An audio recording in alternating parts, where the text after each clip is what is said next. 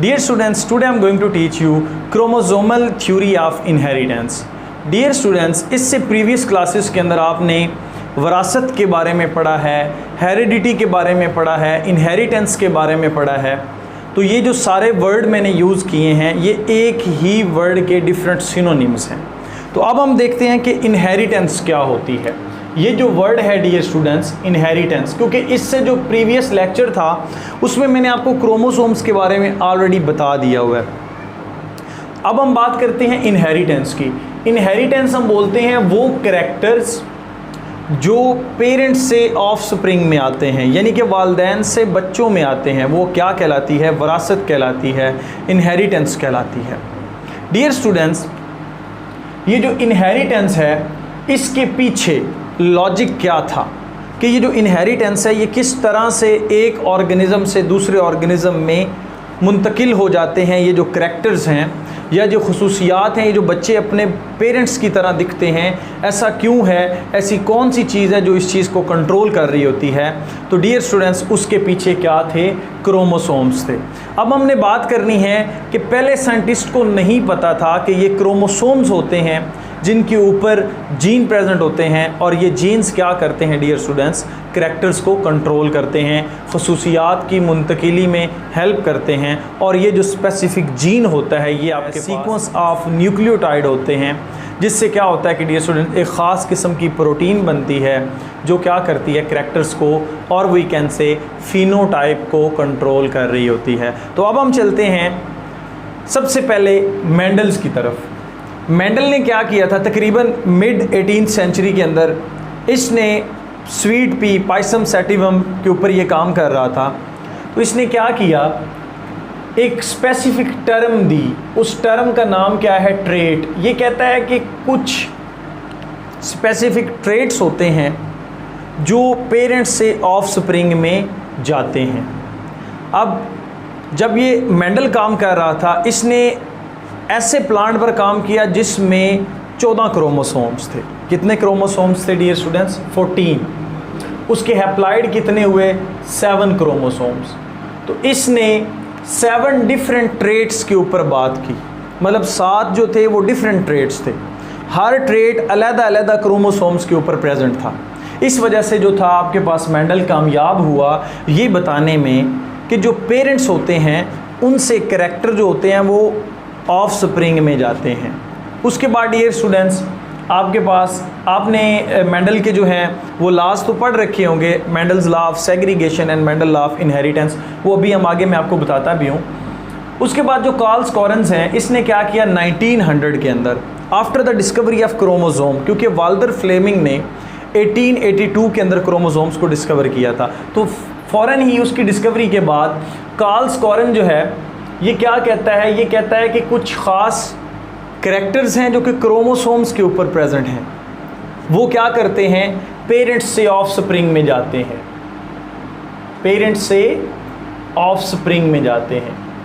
अभी ये भी जो था डियर स्टूडेंट्स इसने भी इनको ट्रेट का ही नाम दिया, जीन का ही नाम दिया कि जीन्स होते हैं जो पेरेंट्स से ऑफस्प्रिंग में जा रहे होते हैं, और इसी तरह से उनका काम क्या होता है? ऑफस्प्रिंग के अंदर करैक्टरिस्टिक्स को शो करवाना, फिनोटाइप को शो करवाना। बट जो आपके पास ये क्रोमोसोमल थ्योरी ऑफ इनहेरिटेंस है इसकी जो आप कह सकते हैं बुनियादें हैं, या ये किसने डिस्कवर की थी या ये किसने पेश की थी डियर स्टूडेंट्स? ये सटन ने पेश की थी। सटन कहता है कि अगर हम मेंडल के काम को देखें, मेंडल ने क्या कहा था कि जो भी ऑर्गेनिज़म है वो आपके पास क्या होता है? डिप्लॉयड होता है। याद रखें क्या होता है? डिप्लॉयड। एक वक्त ऐसा आता है कि ये हैप्लॉइड सेल बनाता है, और ये आज की दुनिया में हम इन हैप्लॉइड सेल्स को क्या बोलते हैं डियर स्टूडेंट्स?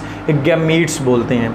फिर मेंडल ने बोला कि इन हैप्लॉइड सेल्स के अंदर हाफ कैरेक्टर होते हैं, मतलब हाफ कैरेक्टर प्रेजेंट है, और इसी तरह से इसके अंदर भी क्या हैं? हाफ कैरेक्टर्स प्रेजेंट हैं। अब ये जो हाफ कैरेक्टर्स हैं जब ये दोनों मिलते हैं तो इस तरह से डियर स्टूडेंट्स एक ऑर्गेनिज्म दोबारा से 2n बनता है, और इसके अंदर इन दोनों के कैरेक्टर्स जो होते हैं वो क्या होंगे? इकट्ठे होंगे। मिलकर ये क्या बनाते हैं, एक ऑर्गेनिज्म बनाते हैं। ये बोला था आपके पास मेंडल ने, बट लेटर सटन ने भी यही बात जो थी वो प्रूव की। सटन क्या कहता है, सटन कहता है कि आपके पास अगर फॉर एग्जांपल अगर हम किसी भी ह्यूमंस की बात कर लें या किसी भी ऑर्गेनिज्म की बात कर लें, उसकी बॉडी बेसिकली क्या है, 2n है। उसने क्या प्रोड्यूस करने हैं, गैमीट्स प्रोड्यूस करने हैं। एक तरफ आपके पास स्पर्म आ जाते हैं और दूसरी तरफ आपके पास क्या आ जाते हैं, एग आ जाता है। जब इसने एग की मॉर्फोलॉजी को देखा तो एग जो था वो बड़ा था और स्पर्म की मॉर्फोलॉजी को देखा तो स्पर्म जो था वो छोटा था। अब डियर स्टूडेंट्स, सटन ये कहता है कि ये जो स्पर्म है इसका जो साइटोप्लाज्म है वो लो है, लिटिल साइटोप्लाज्म, कि साइटोप्लाज्म कम है। इसमें जो साइटोप्लाज्म है डियर स्टूडेंट्स वो क्या है, ज़्यादा है। बट हैरानगी की ये बात है कि जो इसके अंदर करैक्टर हैं, जो इसके अंदर करैक्टर हैं, ये दोनों मिलकर जो ऑर्गेनिज्म बनाते हैं, लाइक ये 2n ऑर्गेनिज्म है, इस ऑर्गेनिज्म में इसके भी करैक्टर होंगे एंड इसके भी करैक्टर्स होंगे। और वी कैन से जो जीन्स इसमें प्रेजेंट थे वो इसमें आएंगे और जो जीन इसमें प्रेजेंट थे वो इसमें। इट्स अ कम्बिनेशन ऑफ, ये जो बना है ये कम्बिनेशन है और we can say this is a zygote है। ये हमारे पास जाइगोट है, कम्बिनेशन ऑफ बोथ करैक्टर्स। इन दोनों के करैक्टर्स का ये क्या है, कम्बिनेशन है। तो डियर स्टूडेंट्स, आगे हम देखते हैं कि सटन ने इसके बाद क्या बात कही कि ये जो स्पर्म है इसके पास साइटोप्लाज्म तो कम है, तो कोई ना कोई चीज़ इसके इस न्यूक्लियस के अंदर पड़ी हुई है। ये जो न्यूक्लियस है इसके अंदर पड़ी हुई है और इसके भी जो एग है बाकी सारी चीज़ों को छोड़कर इसके न्यूक्लियस में कोई ना कोई ऐसी चीज़ पड़ी हुई है जो क्या करती है, इनहेरिटेंस को कंट्रोल करती है। तो डियर स्टूडेंट्स, इसके न्यूक्लियस में क्या पड़े हुए थे, क्रोमोसोम्स पड़े हुए थे और इसमें भी क्या पड़े हुए थे, क्रोमोसोम्स पड़े हुए थे। तो अल्टीमेटली उसका कहने का मकसद था कि ये जो क्रोमोसोम्स होते हैं ये क्या करते हैं, इनहेरिटेंस में अपना रोल प्ले कर रहे होते हैं। जैसा कि मेंडल ने बोला था, मेंडल ने ये बोला था कि there are specific characters which are controlled by genotype. जिसको कौन सी चीज़ कंट्रोल कर रही होती है, जीनोटाइप कंट्रोल कर रही होती है और जीनोटाइप की वजह से क्या बन रही होती है, फिनोटाइप बन रही होती है। डियर स्टूडेंट्स देखें, अगर आपके पास एक स्पेसिफिक जीन है और वो किस कलर के लिए है, फॉर एग्जांपल वो आई का कलर है ब्राउन, उसके लिए जीन है, तो डियर स्टूडेंट इससे ये क्या बनवाता है, मैसेंजर आरएनए बनवाता है इस जीन से और मैसेंजर आरएनए से एक ख़ास किस्म की प्रोटीन बनेगी और ये जो प्रोटीन है ये आइस का कलर कौन सा कर देगी, ब्राउन कर देगी। तो ये करैक्टर है, इसको पीछे से कंट्रोल कौन कर रहा है, जीन कंट्रोल कर रहा है। That's why we call it genotype. और जो करैक्टर है जो फिज़िकली आपको दिख रहा है वो क्या कहलाती है, आपके पास फिनोटाइप कहलाती है। तो सटन ने यहाँ पर क्रोमोसोम्स को क्या कह दिया कि कुछ स्पेसिफिक स्ट्रक्चर्स हैं, क्रोमोसोम्स हैं जो क्या करते हैं, इनहेरिटेंस को कंट्रोल कर रहे हैं। पेरेंट्स से ऑफस्प्रिंग में जो खसूसियात हैं वो इन्हीं की वजह से मुंतकिल हो रही होती हैं। बट यहाँ पर एक और क्वेश्चन अराइज हुआ। तो डियर स्टूडेंट्स, यहाँ पर सटन ने एक और बात बताई जो कि बहुत इंपॉर्टेंट है, जो इस थ्योरी को मतलब कि एक्सप्लेन करती है, जो मेंडल के काम के साथ रिलेट करती है। सटन क्या कहता है कि ये जो हाफ करैक्टर हैं, बेसिकली ये एक बॉडी के अंदर कोई भी ऑर्गेनिज्म है उसकी बॉडी के अंदर अगर वो बॉडी 2n है, डिप्लॉयड है, तो उसके पास हर एक क्रोमोसोम, फॉर एग्जांपल ये एक क्रोमोसोम है, इसी क्रोमोसोम का एक दूसरा सेट भी मौजूद होगा। अगर मैं ये मेल की बात करूं, इसी तरह से अगर हम फीमेल में इसी क्रोमोसोम की बात करें तो फीमेल भी क्या होगी, 2n होगी, तो उसमें भी ये क्रोमोसोम क्या होगा डियर स्टूडेंट्स, सेट की फॉर्म में प्रेजेंट होगा। And this is called homologous chromosome. ये एक दूसरे के क्या होते हैं, होमोलोगस होते हैं, रेप्लिका होते हैं। तो जो नया ऑर्गेनिज्म बनेगा उसमें इस तरफ से ये और इस तरफ से डियर स्टूडेंट्स ये, इधर से क्या बनेगा, ब्लैक, और इधर से कौन सा आया है, रेड। अब देखें इस ऑर्गेनिज्म के अंदर दोनों पेरेंट्स की खसूसियात जो हैं वो क्या हैं, मुंतकिल हुई हैं। ये जो थी बात, यही बिल्कुल मेंडल ने भी बोली थी कि कैरेक्टर्स जो होते हैं वो डिप्लॉयड फॉर्म में होते हैं और वी कैन से कॉपी होती है उसकी, एक ऑर्गेनिज्म के पास उसकी दो कॉपीज़ होती हैं। जैसा कि मेंडल ने कहा था कि एक स्मॉल है तो एक आपके पास टॉल होगा, एक जो है वो राउंड है तो दूसरा रिंकल्ड होगा। तो यही ट्रेट्स की बात हो रही है डियर स्टूडेंट्स। तो जो पेरेंट्स होते हैं उनमें दो दो कॉपीज़ होती हैं, मतलब इसी की एक कॉपी इधर प्रेजेंट है और एक कॉपी आपके पास इधर, और इनमें से एक इसमें आएगा बेबी में से और एक जो है इधर से बेबी में आएगा। इसको क्या बोलते हैं dear students? Law of segregation बोलते हैं। लॉ ऑफ सेग्रीगेशन मतलब क्या कि जब गैमीट्स बनते हैं तब जो क्रोमोसोम्स हैं वो सेग्रीगेट कर जाते हैं और उनके ऊपर जो जीन्स होते हैं वो इंडिपेंडेंटली असॉर्ट कर जाते हैं। इंडिपेंडेंटली असॉर्ट करने का मतलब क्या है कि अपनी मर्ज़ी से वो जिधर जाना चाहें, जो गैमीट जिसके साथ जुड़ना चाहे डियर स्टूडेंट्स, वो अपनी मर्ज़ी से उसको इंडिपेंडेंटली असॉर्ट करता है, अपनी मर्ज़ी से उसको क्या करवा रहा होता है, लेकर आता, और अपनी मर्ज़ी से ही डियर स्टूडेंट्स फ्यूजन होती है। तो जीन्स भी इंडिपेंडेंटली असॉर्ट कर रहे होते हैं और जो क्रोमोसोम है वो भी जो आपके पास है सेग्रीगेट कर जाते हैं, मतलब पेरेंट्स से ऑफस्प्रिंग में। अब देखते हैं हम कि मेंडल ने और आपके पास जो है सटन ने, इन दोनों ने जो बात कही थी क्या वो ठीक है? मतलब कि जो कैरेक्टर्स होते हैं वो कॉपी की फॉर्म में प्रेजेंट होते हैं, उसके दो जो होते हैं पेयर होते हैं डियर स्टूडेंट्स, एक आपके पास डोमिनेंट होगा और दूसरा आपके पास रिसेसिव होगा। बट यहाँ पर क्या है, क्वेश्चन ये आता है कि जब सटन ने इसके ऊपर काम किया तो सटन क्या कहता है, सटन के ज़हन में एक क्वेश्चन आया, अगेन एंड अगेन वो ट्रिगर कर रहा था कि फॉर एग्ज़ाम्पल ह्यूमंस की बात करता हूँ, ह्यूमंस में टोटल नंबर ऑफ़ क्रोमोसोम है 46, लेकिन ह्यूमंस के अंदर जो करैक्टर हैं वो मोर देन 46 हैं। क्वेश्चन आ गया कि हाउ दिस इज़ पॉसिबल।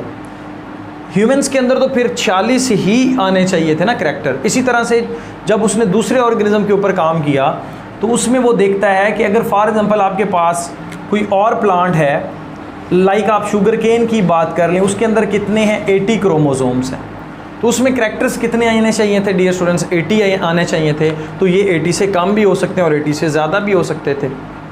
अब उसने मेंडल के बारे में ये बात की कि Mendel was lucky enough, Mendel जो था वो लकी था क्योंकि उसने जो 7 करैक्टर जो थे वो स्टडी किए थे, वो 7 डिफरेंट क्रोमोसोम्स के ऊपर प्रेजेंट थे। 7 करैक्टर्स जो थे वो 7 डिफरेंट क्रोमोसोम्स के ऊपर प्रेजेंट थे। मतलब क्या, हर क्रोमोसोम इंडिपेंडेंटली क्या कर रहा था, सेग्रीगेट कर रहा था और उसमें जीन जो थे वो असॉर्ट हो रहे थे इंडिपेंडेंटली। इसी वजह से मेंडल का जो काम था वो पी के ऊपर जो रहा वो कामयाब रहा। अगर पी के अलावा किसी और पे करता तो मेंडल कभी भी लॉ जो था वो नहीं बना सकता था। तो इसकी जो रिज़ल्ट है डियर स्टूडेंट्स वो किसने दिए? टी.एच. मॉर्गन ने दिए। यहाँ तक बात तो होगी कि क्रोमोसोम जो हैं वही काम कर रहे होते हैं इनहेरिटेंस के अंदर। टी.एच. मॉर्गन ने क्या किया? टी.एच. मॉर्गन जो है इसने 1910 के अंदर ड्रोसोफिला मेलानोगैस्टर, आप इसको फ्रूट फ्लाई बोलते हैं, उस पर ये काम कर रहा था। तो ये क्या देखता है, एक जो प्रोजनी आई इसमें इसके पास, उसमें इसने क्या देखा कि एक जो मेल फ्लाई है ना वो म्यूटेंट थी, उसकी जो आईज थी डियर स्टूडेंट्स वो क्या थी? वाइट थी। हैरान हो गया। फिर उसने क्या किया, इस वाइट आई वाला जो मेल है इसकी एक नॉर्मल फीमेल के साथ क्या करवा दिया? क्रॉस करवा दिया। ये मैंने बाकायदा क्रॉस जो है वो बनाए हुए हैं ताकि आप लोगों को आसानी से समझ आ जाए। डियर स्टूडेंट्स, जैसा कि मेंडल ने बताया, या law of inheritance and segregation and independent assortment, या फिर ये जो टी.एच. मॉर्गन इसने बोला कि हर एक के पास पेयर ऑफ क्या होते हैं? अलील्स होते हैं या जीन्स होते हैं जो करैक्टर्स को कंट्रोल करते हैं और वो इंडिपेंडेंटली असॉर्ट कर जाते हैं। अगर मैं इसके गैमीट बनाऊँ डियर स्टूडेंट्स, आपके पास एक्स आर और वाई बन गया।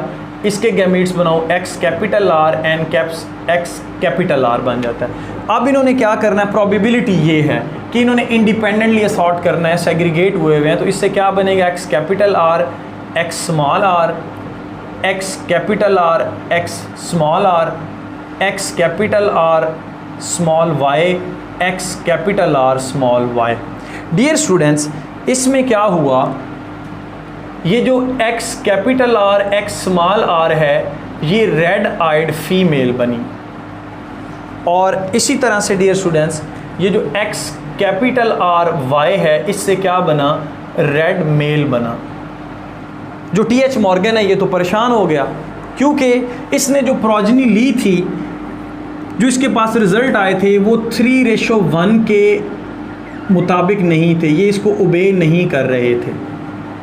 तो जो मेंडल था आपके पास, उसने क्या कहा था कि आपके पास जो हमेशा F1 जनरेशन होती है वो क्या फॉलो करती है, 3:1, लेकिन इसके रिजल्ट्स जो थे वो ऐसे नहीं थे। इसके फिर टीएच मॉर्गन ने क्या किया डियर स्टूडेंट्स, कि जो F1 की फ़ीमेल थी, F1 की फ़ीमेल, इसका क्रॉस करवा दिया डियर स्टूडेंट्स।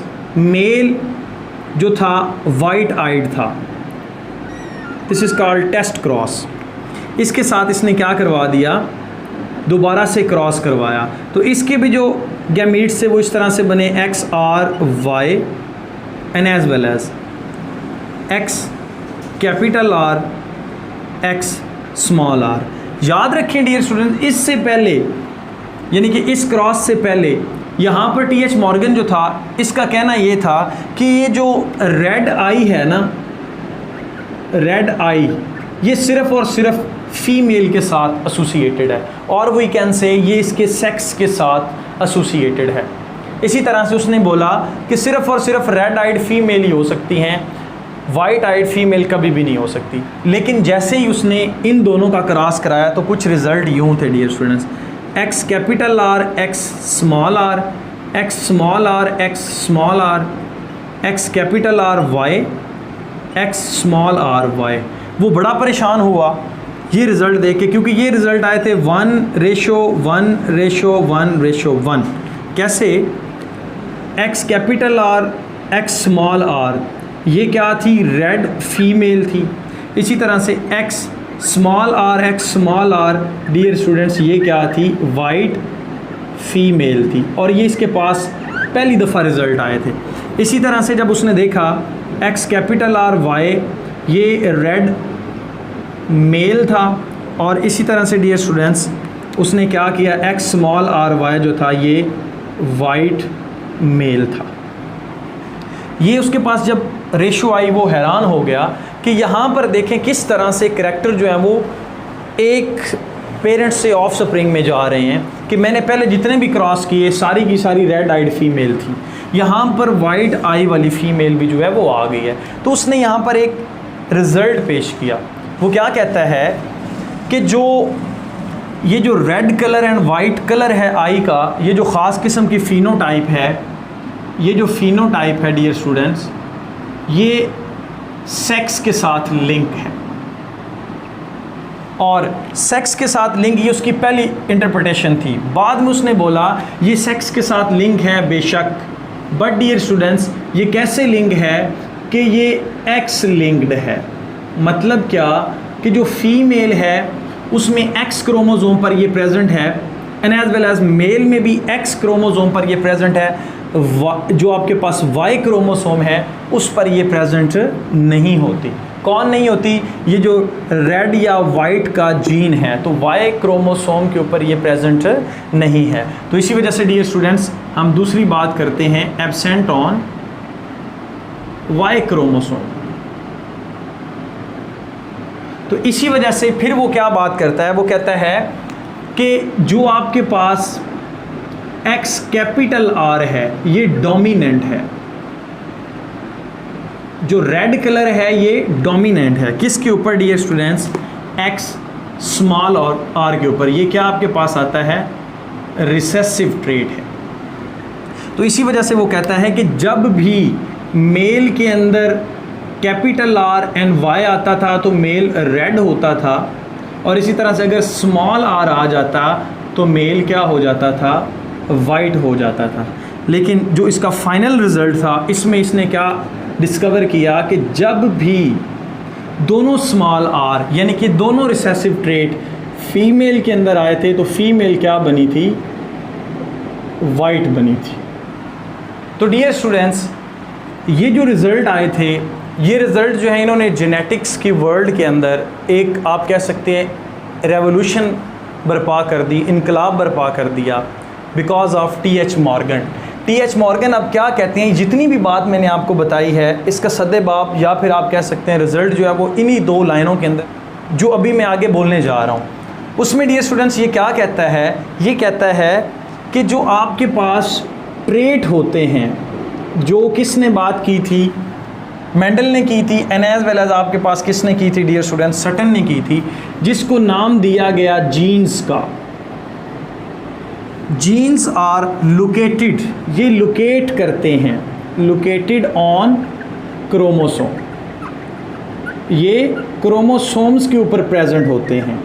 ये बात किसने की, ये आपके पास टी.एच. मॉर्गन ने इस बात से प्रूव कर दिया कि जो जीन्स होते हैं वो क्रोमोसोम के ऊपर लोकेटेड होते हैं एंड एज वेल एज वो इंडिपेंडेंटली असॉर्ट करते हैं, और जो क्रोमोसोम हैं वो अलहदा हो जाते हैं, सेग्रीगेट कर जाते हैं जब गैमीट की फॉर्मेशन होती है, और फिर वो अपनी मर्ज़ी से क्या करते हैं, इंडिपेंडेंटली असॉर्ट करते हैं और आपके पास क्या करते हैं, फाइनल प्रोजनी देते हैं। तो डियर स्टूडेंट्स इस बात से पता चला कि जो जीन्स हैं वो कहाँ पर प्रेजेंट है, क्रोमोसोम्स के ऊपर प्रेजेंट हैं, और यही क्या करते हैं, करैक्टर्स को कंट्रोल करते हैं। सो डियर स्टूडेंट्स ये था आज का हमारा लेक्चर जिसमें हमने क्रोमोसोमल थ्योरी ऑफ इनहेरिटेंस पढ़ा है। इंशाल्लाह कल नए लेक्चर के साथ हाजिर होऊंगा। Stay connected. Thank you and Allah.